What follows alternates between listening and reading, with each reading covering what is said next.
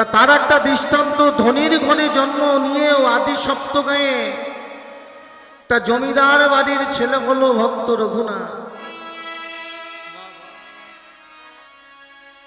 ভক্ত রঘুনাথের কোনো কিছু অভাব ছিল না। রঘুনাথ জন্ম নিয়েছিল আদি সপ্তগাঁ একটা জমিদার বাড়িতে। তা জমিদার বাড়িতে জন্ম নেওয়ার পরেও তার সেই জমি জায়গা অতুল ঐশ্বর্য সম্পত্তি কোনো কিচ্ছু ভালো লাগলো না। সমস্ত কিছু ত্যাগ করে সন্ন্যাসী বেশে চলে গেল নীলাচলে। তা নীলাচলে যখন চলে গেল, প্রভু তখন নীলাচলে উপস্থিত। তার প্রভু একদিন রঘুনাথকে ডাক দিয়ে বলল, রঘুনাথ, রঘুনাথ তোমার চলে কেমন করে? তা রঘুনাথ, সেই রঘুনাথ প্রভুকে বলল কি যে প্রভু, এই সন্ন্যাসী বেশে দাঁড়ে দাঁড়ে মাধুগুরি করি, গিয়ে ওই দিনান্তে প্রভুকে ভোগ লাগিয়ে নিজের ক্ষুধা নিবৃত্তি করি। রঘুনাথ, ছি ছি ছি ছি, তো তুমি একটা জমিদার বাড়ির ছেলে হয়ে তুমি মাধুগুরি করো? ছি, তুমি তোমার নিজের ক্ষুধা নিবৃত্তির জন্য তুমি মাধুগুরি করো? রঘুনাথ খেয়ে চলে যায়, দিন চলে যায়, দিন চলে যায়। আবার একজনকে দিয়ে খবর পাঠানো হলো, আবার রঘুনাথকে ডাকা হলো, রঘুনাথ, প্রভু আমাকে ডেকেছেন। তা ডাকার সঙ্গে সঙ্গে রঘুনাথকে প্রভু জিজ্ঞাসা করলো, রঘুনাথ মাধুগুরি তো বন্ধ? হ্যাঁ প্রভু, আপনার কথা মতো মাধুগুরি বন্ধ করে দিয়েছে। তা মাধুগুরি তো বন্ধ করে দিয়েছো, তা তোমার চলে কেমন করে? মাধুগুরি যে বন্ধ করে দিয়েছি প্রভু, ওই যে আনন্দবাজার থেকে প্রসাদ নিয়ে যাওয়ার সময় ভক্তরা যেটুকু প্রসাদ আমাকে ভিক্ষা দেয়, প্রভুকে বলল কি যে প্রভু, আমি ওই সিংহ দরজায় বস্ত্রখণ্ডটি পেতে বসি, ভক্তরা যেটুকু প্রসাদ আমাকে ভিক্ষা দেয় সেইটুকু থেকেই আমার ক্ষুধা নিবৃত্তি হয়। রঘুনাথ, ছি ছি ছি ছি, সিংহ দরজায় ভিক্ষা একটা প্রতিদার সমান। তা রঘুনাথ, তুমি কি জানো না যে সিংহ দরজায় ভিক্ষায় একটা 12 বনিতার সমান? তা তুমি বৈষ্ণব ধর্মে দীক্ষিত হওয়ার পরেও তুমি সিংহ দরজায় ভিক্ষা করো? রঘুনাথ প্রভুকে একটা কথাও না বলে মাথা নিচু করে ধেয়ে চলে যায়। 5 দিন গেল, 6 দিন গেল, 7 দিন গেল। হঠাৎ করে মানুষ তো বাবা, সেই যে ক্ষুধার জ্বালা,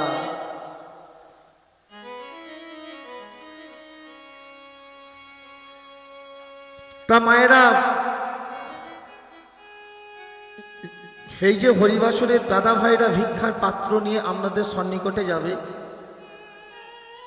তা যার যেমন সামর্থ্য সেরকম দিয়ে আমার প্রভুকে দান করবেন। তা আপনারা হয়তো জেনে থাকবেন যে মাধুগুরি ছাড়া কিন্তু হরিবাসর সম্ভব নয়। তা সেটা কিন্তু সুদামার কথা মতো, সুদামার কথা মতো মাধুগুরি ছাড়া কিন্তু হরিবাসর চালানো সম্ভব নয়। তাই অবশেষে সমস্ত কমিটির ভাইরা তোমাদের কাছে কাছে যাচ্ছে, যার যেমন দান সে তেমনি ভিক্ষা দিয়ে সাহায্য করবে। ও মায়েরা শোনো, সে দানটাকে দিয়ে যেন আবার তুলে নিও না। 50 টাকা দিয়ে ওইখান থেকে 30 টাকা যেন ভাঙানি করো না, বুঝেছ? তা জীবনে তো এত কিছু দিলে তা একবার দিয়ে দেখো না, এটা জীবন বীমা। তুমি একবার দেবে, সারাটা জীবন নোট হয়ে থাকবে। তা দিন চলে যায়, 7 দিন গেল, 8 দিন গেল। হঠাৎ একদিন রঘুনাথ দেখলো কি যে আনন্দবাজার থেকে প্রসাদগুলো, অতিরিক্ত প্রসাদ যেগুলো থাকে সেইগুলো ওই জগন্নাথ দেবের ভোগ নিবৃত্তির জন্য বা ওই জগন্নাথ দেবের ভোগ নিবেদনের জন্য প্রসাদগুলোকে ওই যে সমস্ত গাভীগুলো ছিল সেই গাভীগুলোকে দেওয়া হতো। বাকি যে অতিরিক্ত প্রসাদটুকু থাকতো সেইটুকু প্রসাদ সেই পাশে একটা নিকাশি ব্যবস্থা, তার নালা, সেই নালার মধ্যে দিয়ে জল দিয়ে ধুয়ে দেওয়া হতো। সেই নালার মধ্যে যেই না সেই প্রসাদটিকে দেওয়া হতো, সেই সমস্ত প্রসাদ ধরতো কোথায়? একবারে সরাসরি সমুদ্রের জলে। সেই সমুদ্রের জলের মধ্যে পড়ার আগে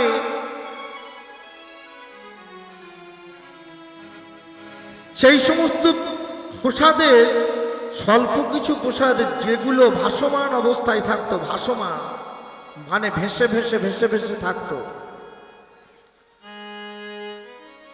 তা হঠাৎ করে একদিন রঘুনাথ দেখলে কি, তখনকার দিনে রাস্তার মোড়ে মোড়ে দেখবে মায়েরা সে ঘষির আলো থাকতো না, ঘষি দিয়ে লণ্ঠন জ্বালানো হতো। সে ঘষি দিয়ে লণ্ঠন জ্বালানোর সময় সে রাত্রি অন্ধকারে যখন ঘষি নিভিয়ে যেত, যে মধ্যরাত্রে যখন ঘষি নিভিয়ে যেত, তো তখন কিন্তু একবারে রাত্রি হয়ে যেত, ঘুরঘুটে অন্ধকার।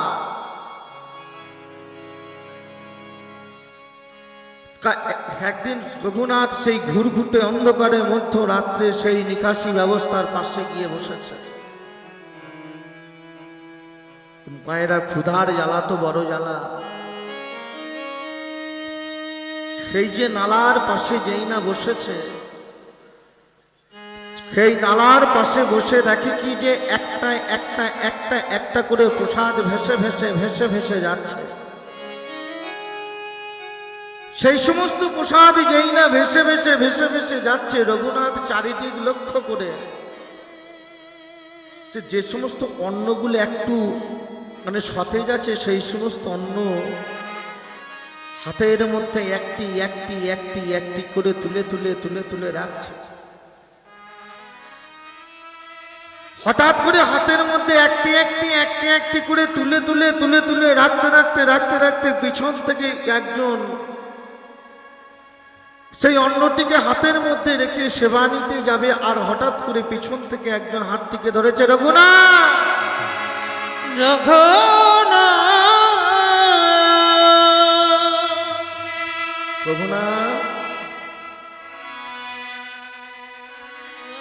তুমি আমার কথা মতো মাধুগুড়ি বন্ধ করে দিলে, তুমি আমার কথা মতো সিংহ দরজায় মাধুগুড়ি বন্ধ করে দিলে। তা রঘুনাথ, তা তুমি তো এতদিন আমাকে ভোগ না দিয়ে তুমি তো সেবা করো না, তা আজকে তুমি আমাকে ফেলে সেবা করছো রঘুনাথ। তা রঘুনাথ, তোমায় একটা কথা বলবো রঘুনাথ। তা হঠাৎ করে পিছন দিকে রঘুনাথ বলল যে তুমি কে? আমি চৈতন্য।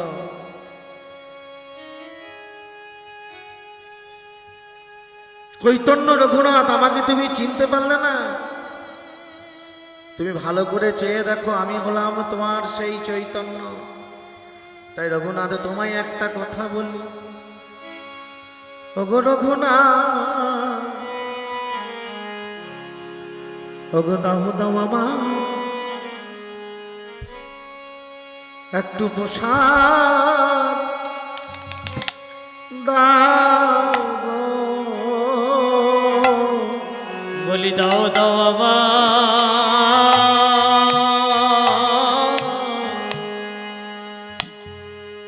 আমায় একটু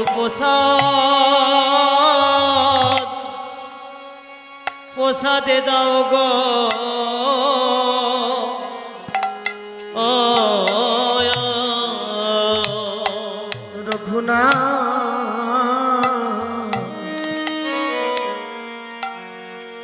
বলি দাও আমার একটু প্রসাদ দাও গো রঘুনাথ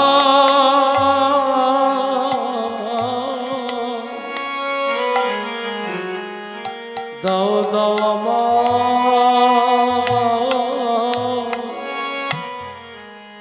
আমায় প্রসাদ দাও গো ও আমি যে কত দিনে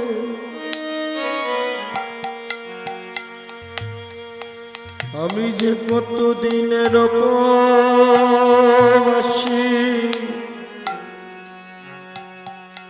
তুমি দাও দাও আমার একটু প্রসাদ দাও গো অবিগত দিনে দিনের বাসে দাও দাও আমায় প্রসাদে দাও গো। তো সঙ্গে সঙ্গে রঘুনাথ বলল কি বাবু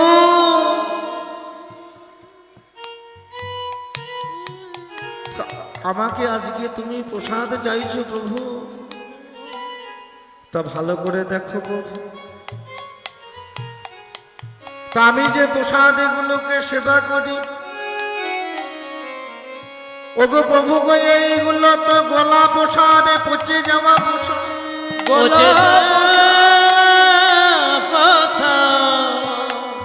প্রভু। শুধু তাই নয়, যেদিন আমার সব ছিল, তা যেদিন আমার অতুল ছিল, যেদিন আমার ধন ছিল, যেদিন আমার সম্পত্তি ছিল, সেদিন তো আমার কাছে কিছু চাও। আর আজকে আমি পথের কাঙাল হয়ে দাঁড়িয়েছি, আজকে তুমি আমার কাছে চাইছো। তা প্রভু আজকে তো আমার বলতে আর কিছু নেই, কিছু না। তা হঠাৎ করে রঘুনাথের বদনটাকে চেপে ধরে প্রভু বলল কি রঘুনাথ, ওগো রঘুনাথ গো এমন কথা বললো না,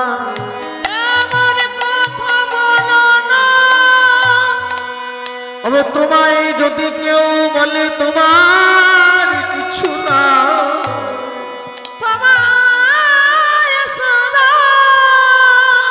তো তুমি তারে বলে দিও গো রঘুনাথ যারে কেউ নাই তা আমি আছি, কেউ নয় তা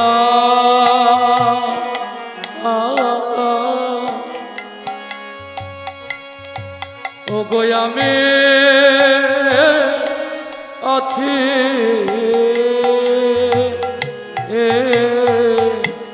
যারে কেউ নাই তা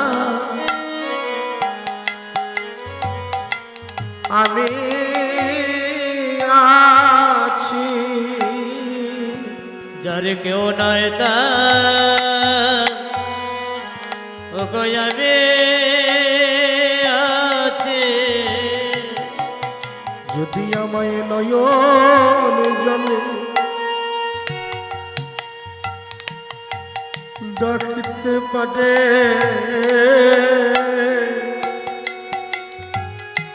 যারে কেউ নাই তা আমি আছি, কেউ যদি নয়ন জলে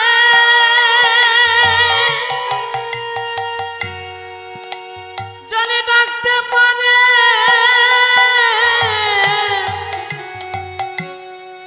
যার কেহ নয় তা ও গো আমি আছি। ওগো রঘুনাথ কোন ভক্ত যদি যদি আমায় কে বলতে পারে ওগো প্রভু গো, আরে কি ফুলে পুজিব হরি,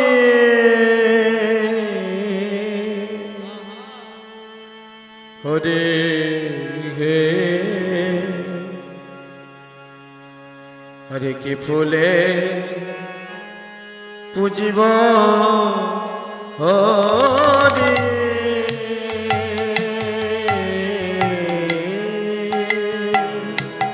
বলো কি ফুলে বুঝিব রে এ এ আরে তুলসী আর গঙ্গা জলে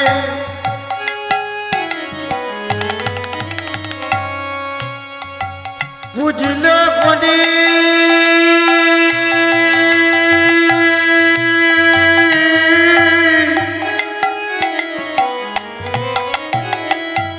চরণ মিলে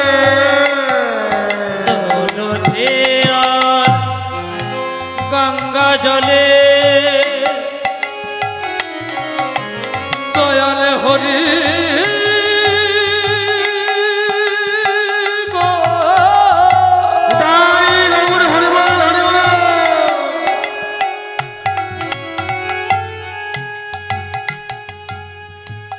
হরি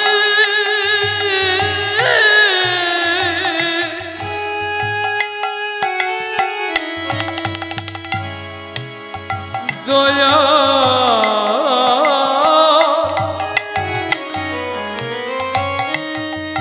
দয়াল হরি হরি আমার হরি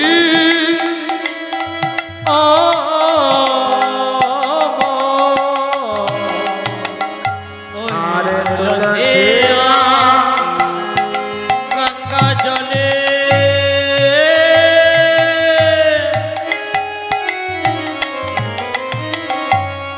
পুজিব বলি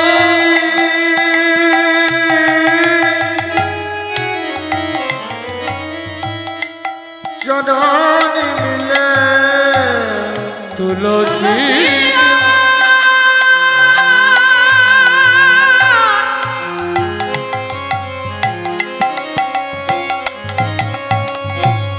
ওই না গঙ্গা জলে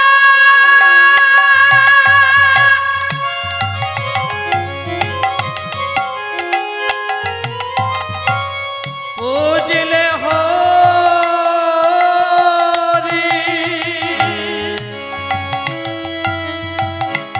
ওই না চরণ মেলে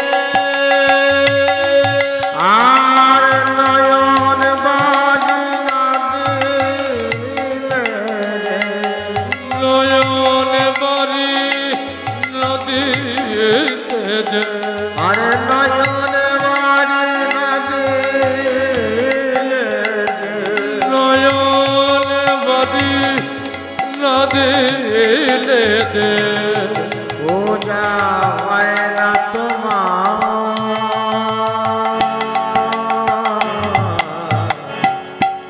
চরণ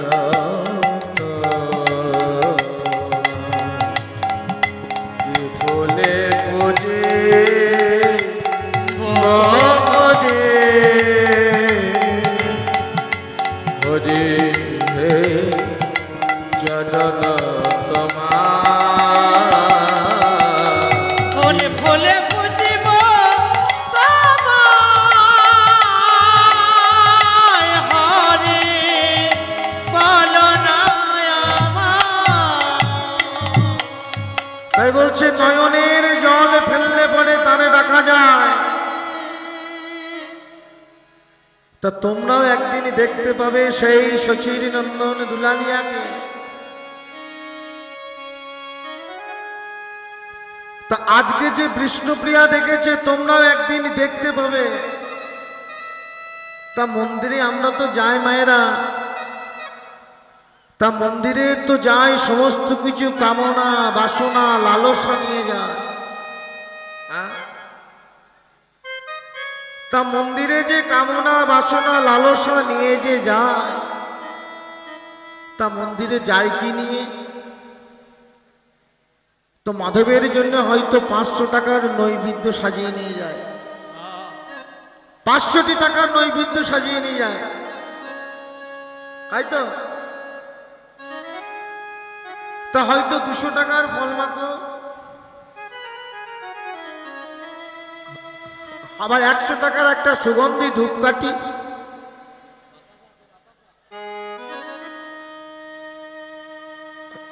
আবার ওই 200 টাকার ওই বাকি আলাদা আলাদা যে সমস্ত সামগ্রী লাগবে সেই সমস্ত। তা 500টা টাকা দিয়ে যে ভগবানের কাছে যে গেলাম, তা ভগবানের কাছে যাওয়ার পরে আমরা করি কি না, 500 টাকা দিয়ে 5 লক্ষ টাকা প্রার্থনা করে এলাম।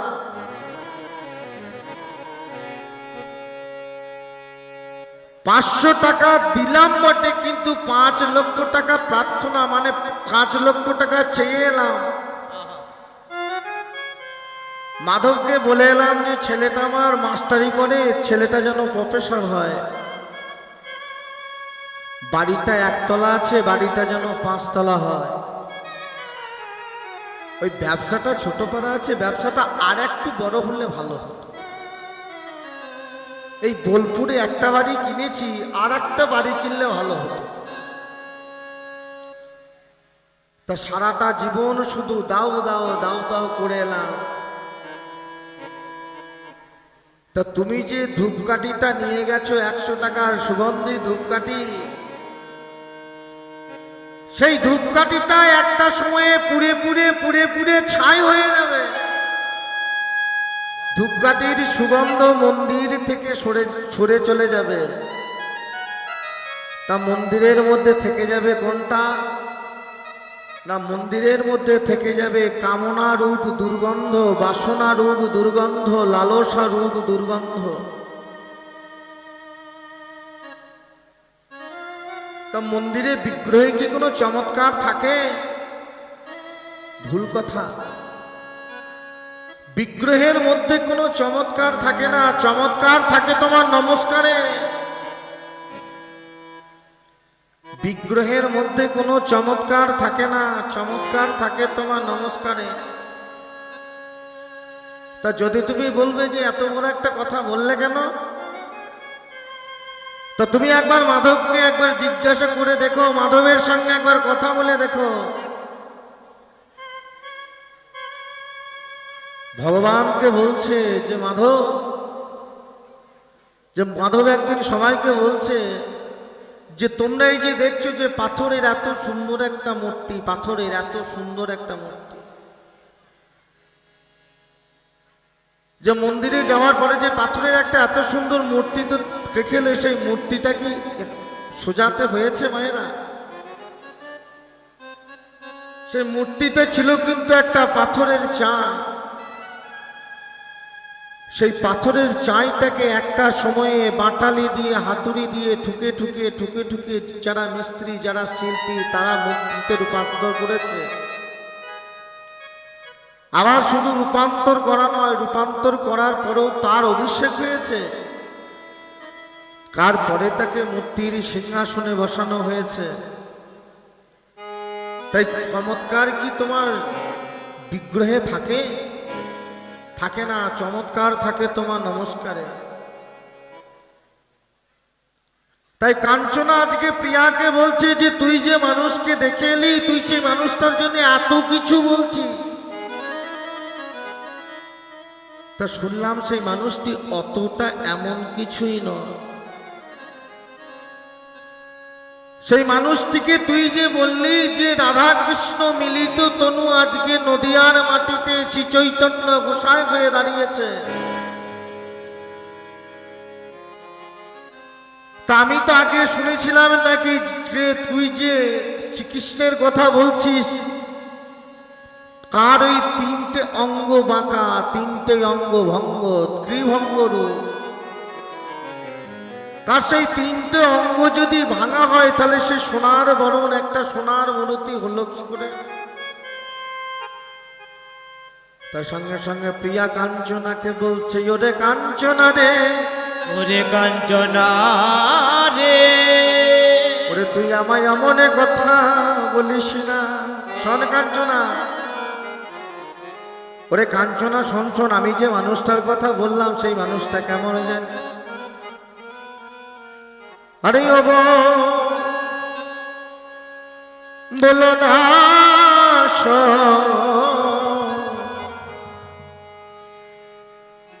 না বলি বিমু,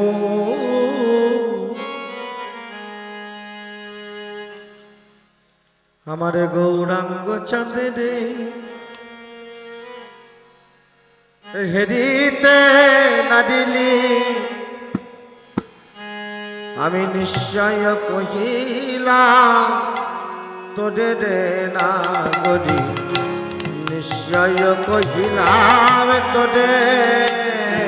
আমার গৌরাঙ্গ চাঁদরে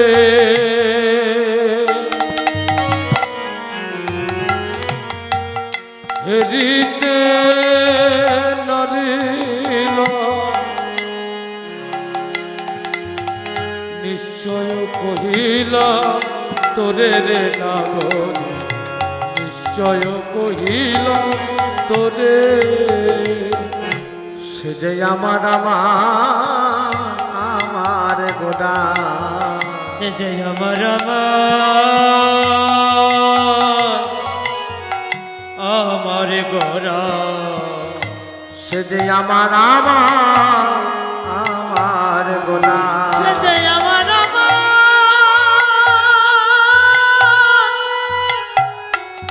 আমার গোরা, সে যে হয় না প্রভু আমার নয়নে ছাড়া, সে যে আমার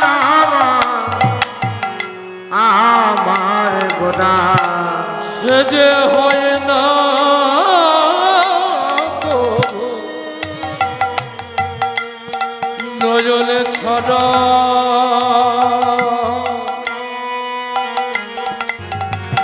সে আমার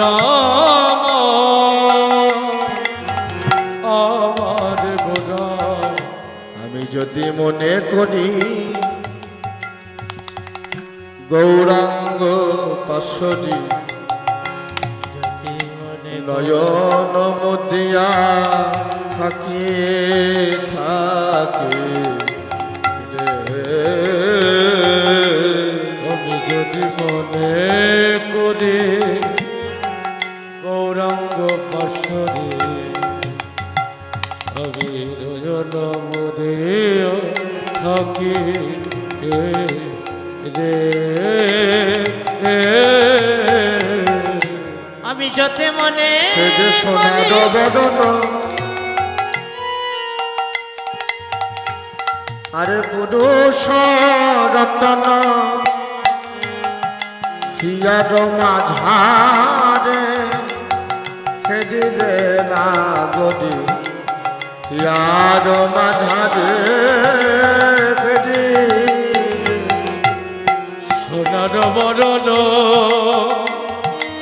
পুরুষ রতন, আমি হিয়ার মাঝার হেরির নাগরি, ইয়ার মাদার হেরি, না নাই আমি গৌর ছাড়তে পারবো না সই, আমি গোবর ছাড়তে পারিব না সই, আমি গৌর ছাড়তে পারবো না সই। নানা গৌর ছাড়তে পারিব না সই, আরে গৌর আমার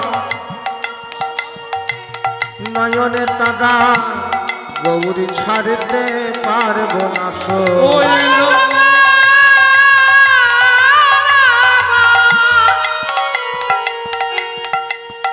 আমার নয়নে তারা,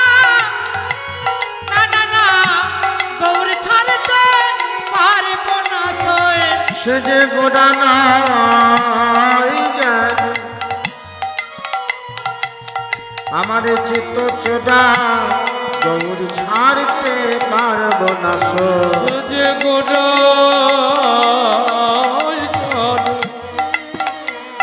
আমার চিত চোরা গৌর ছাড়তে পারব না সো ওরে যদি মনে করি গৌরাঙ্গ পাশরি আমি নয়ন মুদিয়া থাকি থাকি রে আমি নয়ন মনে করি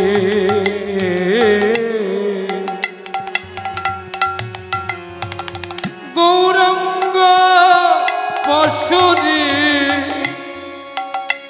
আমি নয়ন বদিয়া থাকি থাকি রে ওরে ডাহিনে বামেতে ওরে সম্মুখে পিছনে আমি জলের ভিতরে খেদি দেলা গদি জলের ভিতরে ঘড়ি ওগো সম্মুখে পিছনে দাহিনে বায়ে আমি জলের ভিতরে দেখি গোনা গরি জলের জলের ভিতরে ভিতরে থাকি আবার যখনই দেখিবি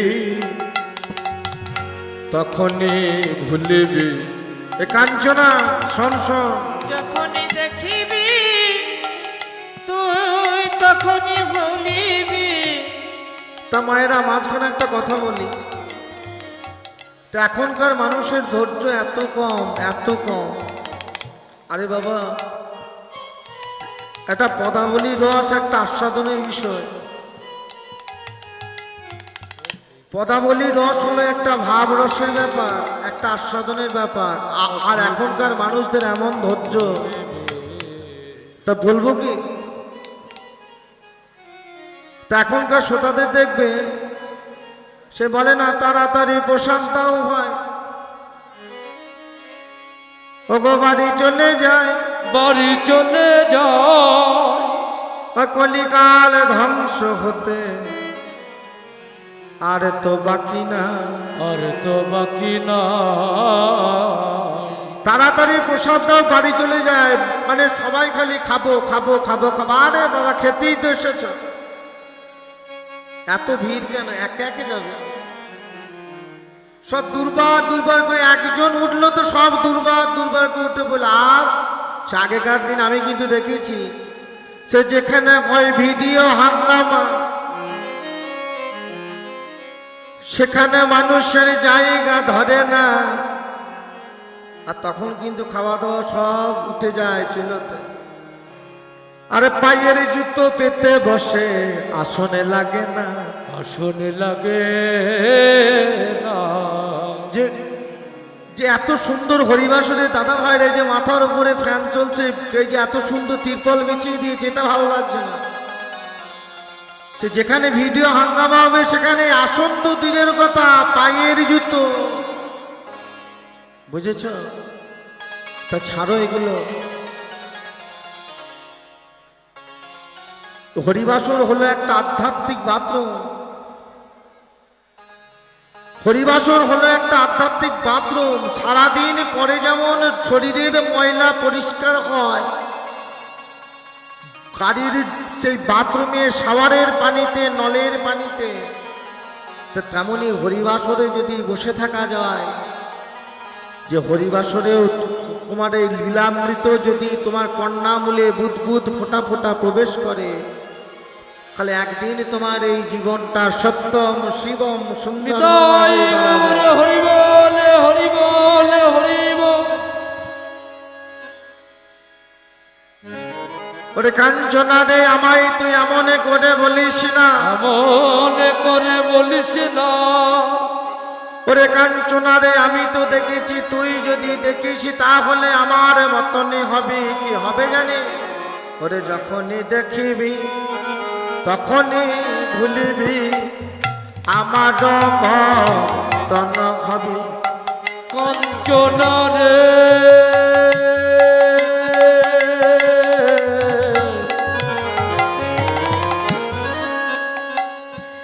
ও তুই যখনই দেখিবি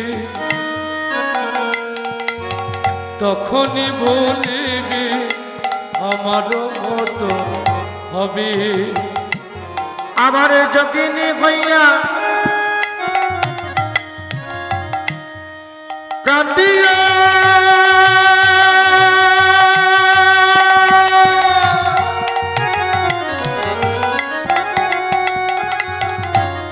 কাঁদিয়া ওরে যোগিনী হইয়া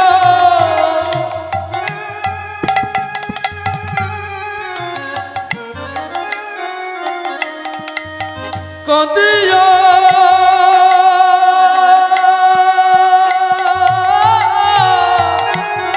কাঁদিয়া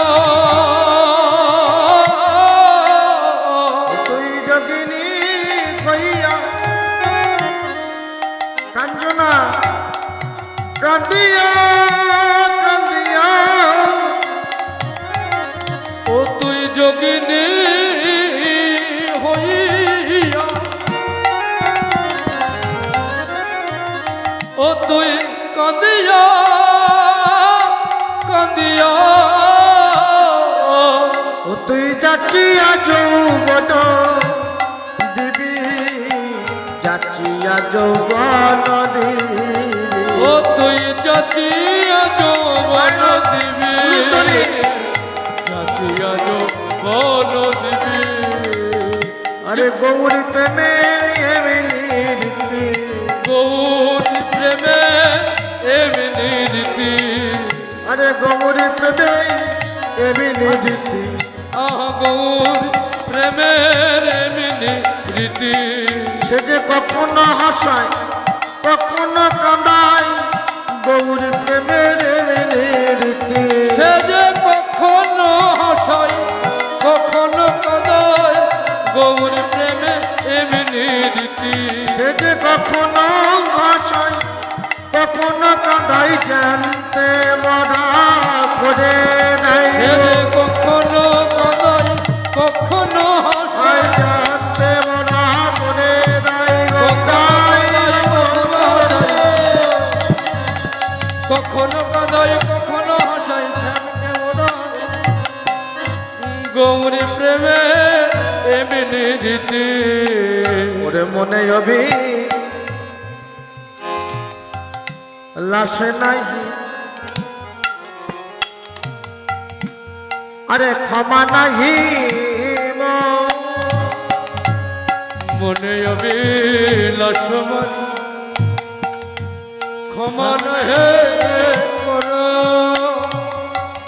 ও মনে হবি লাশ মাগি ক্ষমা নাহি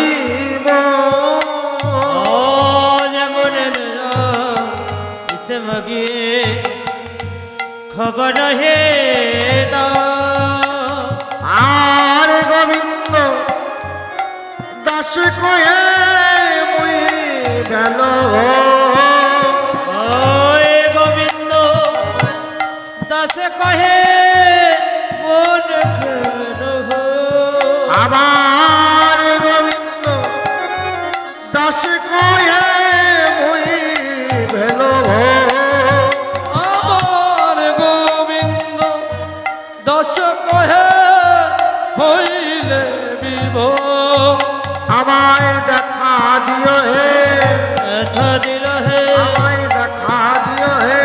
দেখা দিল হে আমার সেদিন যেন আমায় দেখা দিও হে, দিন নামে রয় দেখা দিল হে সেদিন যেন আমায় দেখা দিও হে। সেদিন কেন দাস গোবিন্দ ভেবে গোবিন্দ সেদিন কেন আমার রাধে গোবিন্দ সেদিন কেন আমার রাধে গোবিন্দ সেদিন কেন আমার রাধে গোবিন্দ ব্যথা দিলে হে অবশ্যই ভাব পারল মনে গোবিন্দ দাসে আজ সে ভাব পাইল মনে গোবিন্দ দাসে আজ সে ভাব পরল মনে গোবিন্দ দাস রে আর সে ভাব পাইল মনে গোবিন্দ দাসে শিবাব পরল মনে গোবিন্দ দাস রে সে ভাব পাইল মনে গোবিন্দ দাসে শিবাব পরল মনে গোবিন্দ দাস রে সে ভাব দিল মনে গোবিন্দ দাসে শিবাব দিল মনে গোবিন্দ দাস রে শিবাব করিল মনে গোবিন্দ দাস রে শিবাব গোবিন্দ শিবাব রিল মনে আজ গোবিন্দ দাসে আর সেবা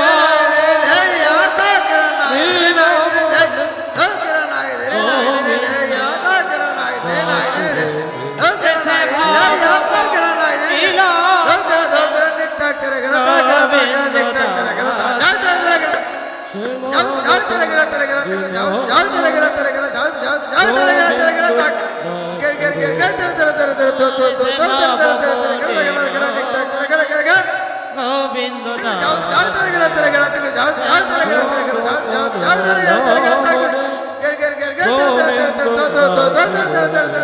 সে ভাব করিল মনে গোবিন্দ দাসে আর শিবাব করল মনে গোবিন্দ দাস রে শিবাব করিল মনে গোবিন্দ দাসে করল মনে গোবিন্দ আর সে ভাব ছিল মনে গোবিন্দ দাসে শিবাব করল মনে গোবিন্দ দাস রে পরিণ মানে গোবিন্দ দাস রে শিবাব করিল মনে গোবিন্দ দাস রে সে ভাব করিল মানে গোবিন্দ দাস রে শিবাব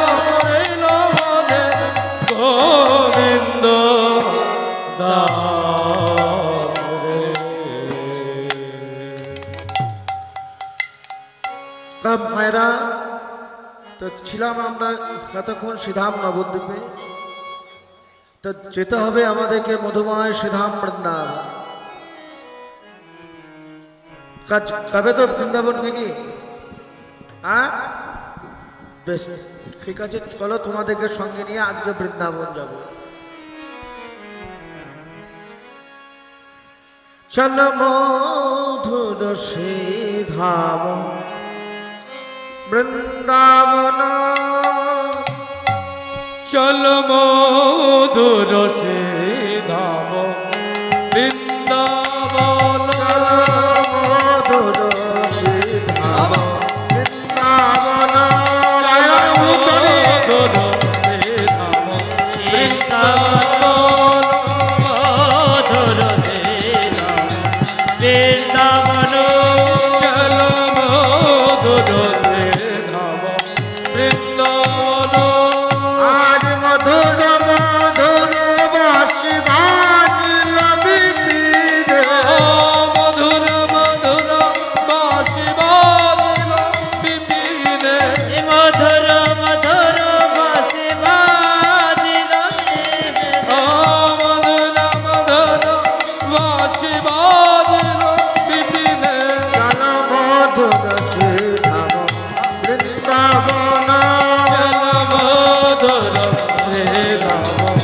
বৃন্দাবন মধুর মধুর বৃন্দাবন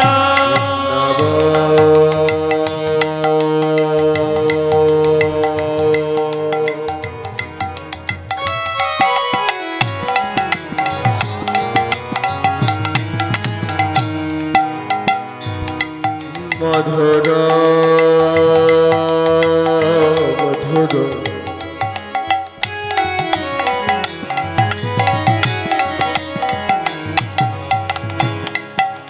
মধুর